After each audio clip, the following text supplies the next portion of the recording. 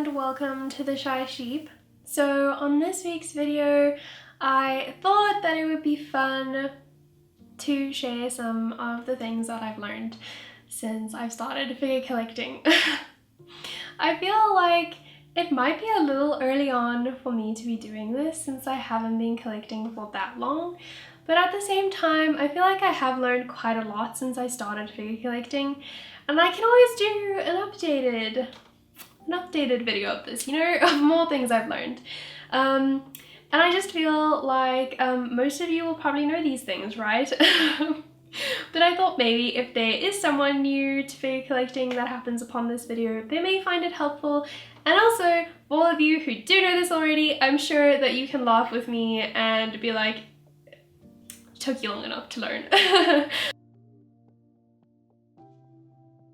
The first thing I feel like is actually something very helpful, for me at least.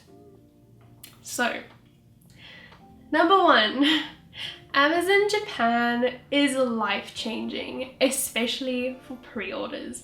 And now I feel like this especially applies if you have very, very extreme shipping charges. I don't know why it's so expensive for South Africa, or if it is actually that expensive for everyone else.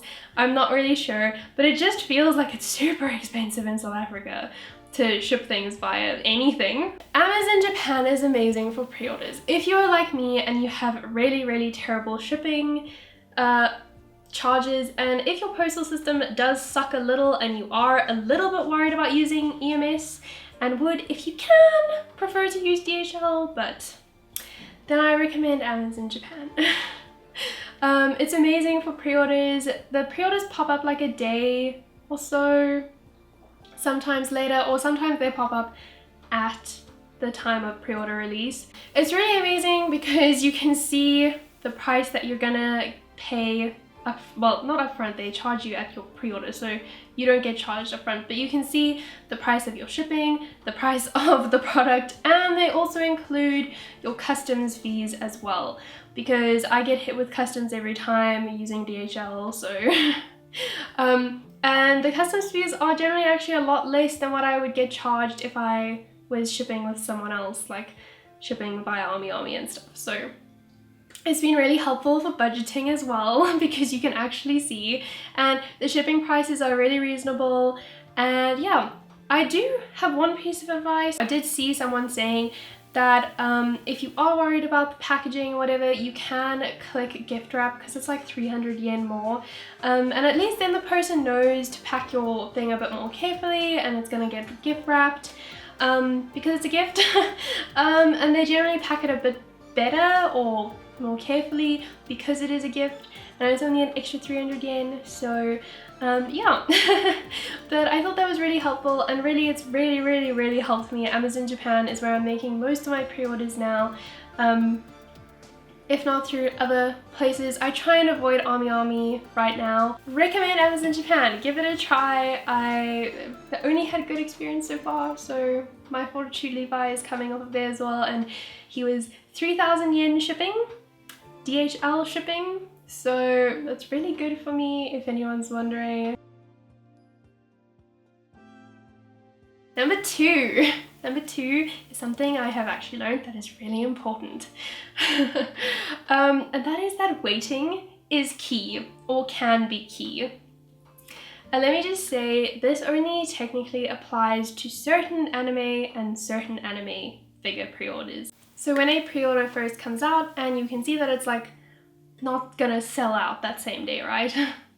I think you should wait a couple days or like a month if it's not gonna close before pre-ordering, like a couple days, a week, whatever, you know, between a couple days and a month is your waiting period basically. And once you have finished an anime that you enjoyed, I recommend waiting a little while. I would recommend waiting at least a month before purchasing any figures from that anime. And I say it only applies to certain things because if you finish an anime and you know in your heart that you will love it forever and it is your favorite anime or one of your top anime, then obviously I don't think you need to wait, because that opinion is probably not going to change even if you have other anime that you find really amazing.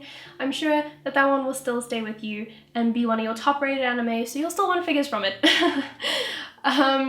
And certain pre-orders, because certain pre-orders you really like and you think they're really nice and you want them, but I feel like sometimes when you think about it after a little bit longer and there's other things coming out that you would rather have, then you start regretting pre-ordering things. So, but if it's something like a character or anime that you really love, then obviously I don't think you need to be questioning that and waiting.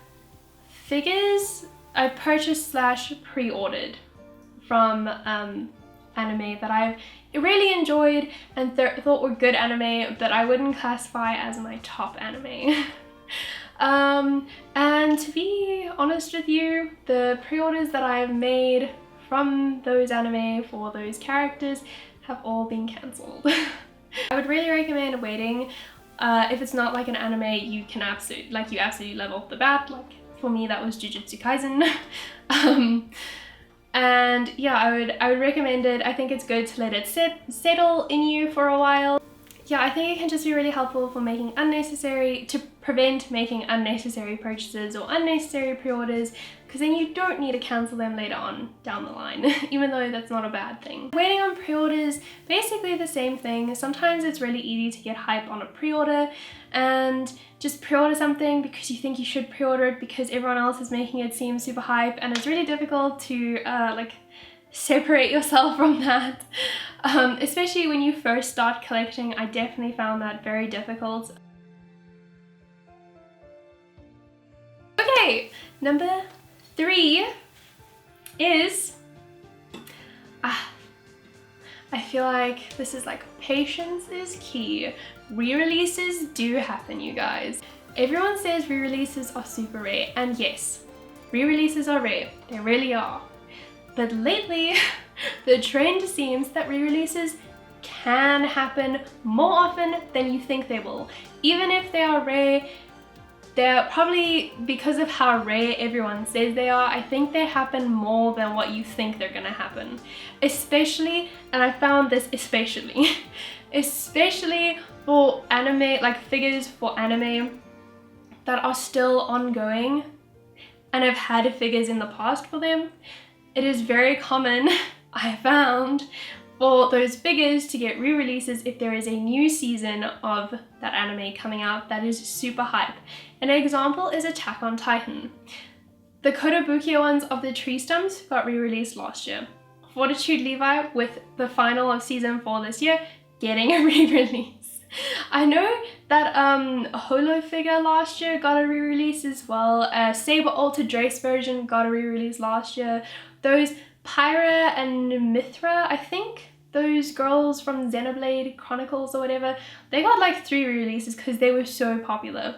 I'm not saying that a figure that you're interested in is gonna get a re-release, because maybe it's not very popular and, you know, maybe it's not gonna get a re-release, but I'm just saying that sometimes waiting is definitely better. So yeah, I would definitely say before you give in to an aftermarket price, maybe wait it out, look if there's like a new season of that anime coming that people are quite hype about, and wait it out a little bit before you go and give in to that aftermarket. Okay, number 4, I also think is actually pretty helpful. I don't know why it took me so long to figure this out, but spreadsheets are actually really helpful in this hobby. So I was watching Daijoububu or Haley's channel the other day, and I mean, I watch her channel regularly, but this particular video I was watching like last year sometime. And she mentioned that she had a spreadsheet to keep track of her anime figures when they were releasing, their prices, potential shipping, and if she's paid them or not, and whether she's keeping them or not. And let me tell you, I found this information very helpful because I've been struggling to try and budget and remember then the budget that I've budgeted and how much I need to be saving and stuff. And I recently made myself a spreadsheet on Google Sheets, and it is so helpful. It is so helpful because I also color code. It is so easy to see exactly what is releasing when, how much money you're going to be spending, and if that is an affordable amount for you, or if you need to cancel because you miscalculated. It is also really easy then to see which figures you have paid for, what is unpaid, and what are going to be expensive months for you in general, and which months you should be using to save a bit more. It's also really easy then to keep track of release dates for when things get delayed. It's also really easy then to see where you bought everything from, because I have pre-ordered from a number of different sites and not just one place. So it's really easy then to see where all my stuff is coming from. And I also put the MyFigureCollection link so I can go and check the figure. I definitely didn't know that when I first started the hobby, and I definitely didn't start doing that until like the end of 2021, and I found it to be extremely helpful. So yeah, all of you who have been doing that can now look at me and laugh at how dumb I am. Number five, I feel like all my points are actually important, so this is important. Number 5 is don't forget about storage. It is really easy, I found, for me. I get distracted quite easily, but I found it's really easy to forget about storage. In the way that you forget to budget for it, and you don't realize how quickly storage gets used up. That goes for box storage and for figure storage. So my boyfriend recently made me 3 new cabinets. The third one is actually over there out of camera, and the reason for that is because it is actually a D12. It's actually a cabinet that is a lot taller than the ones behind me, because it's for bunny figures, so it would look weird behind me. So that's why it is over there, and it's actually for the interim holding Erina and Sevolta and Yuki. If you were wondering where all of those figures went. But yeah, I got like 2 new figures, and after rearranging everything to look fairly nice, they're all full, and I all of a sudden need new details or new cabinets, and they're not the cheapest to make, and I need to budget for them. Also, boxes take up a huge amount of space, and my storage cupboard is already getting quite full of boxes. So I feel like it's something you, like, when you start collecting, everyone tells you about it and you're like, okay, storage is important, right? And then you completely forget about it when you get into collecting. You're just like, oh yeah, I'll get some storage when I need it, and I'll have enough space for those boxes, and I'll just get an extra detail when I need it. But getting an extra detail costs money, and those boxes might not fit. So you need to have something in place. When you can see your storage is starting to fill up, I feel like you need to plan where those boxes can go when your cabinets are starting to fill up. I think for the next month or so, you need to like put into your budget the storage, but it's really easy to forget because you're so excited about the figures, and just think about spending your money on the figures instead of the storage, which is like the more boring stuff to spend your money on. But I think that it's really important to be reminded of that because it's something I've learned the hard way. I haven't been able to unbox figures in the past because I haven't had storage. And number 6. Number 6, I feel like might actually be an obvious one, and I don't know if it's as important to some people, so it's probably not the most important point on here, but I found it really helpful for myself. And that is, Mandarake is a gem. If you miss a pre-order, like sometimes you miss a pre-order, or you find out something's been up for pre-order but all the pre-orders are closed, I wouldn't stress too much about it, as long as it's a figure that's coming out in Japan generally. I found that actually you can pick those items up pretty easily like a week after a pre-order, like a release, like its actual release date. Because things actually, new figures get handed in pretty quickly after a figure releases, and they're generally at or under retail is what I found for a lot of new releases, and generally like a month later they actually are below retail by a few thousand yen. So it's not a train smash if you miss a pre-order. I would definitely recommend going to Mandarake because you can pick them up brand new then because they haven't been opened. And I found they have much better shipping than Amiami, so I prefer Mandarake to Amiami. Their shipping is pretty good. Still quite expensive though. And the other reason why it's a gem is I know people not in the US struggle. I think it's not in the US, right? You guys, if you order off the Koto US site, you get the extra parts, like the exclusive Kotobukiya parts, right? I think. I don't know how that works, but if you don't, then I have something for you. I know you get them off the Kotobukiya Japan website, which is why Mandarake is a gem. Those people then who have ordered the figures with their extra parts go and hand their figures into Mandarake with their extra parts, second hand but generally unopened and brand new, and it is a nice, easy way of getting the exclusive Kotobukiya extra parts without having to go through proxy services or thinking that you're not going to get them. Those are my 6 things that I've learned while figure collecting. I'm sure there's some other things I've learned, but those are really the standout things that I have really learned over the last couple months.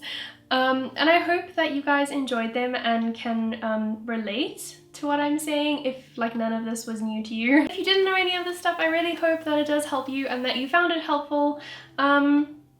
Yeah, that's all I have for this video. I hope that you enjoyed it and that it made you smile a little bit, and I hope to see you here next week, but it's okay if you don't want to, I understand. And I hope you guys have a lovely day, and I will see you next time. Bye guys!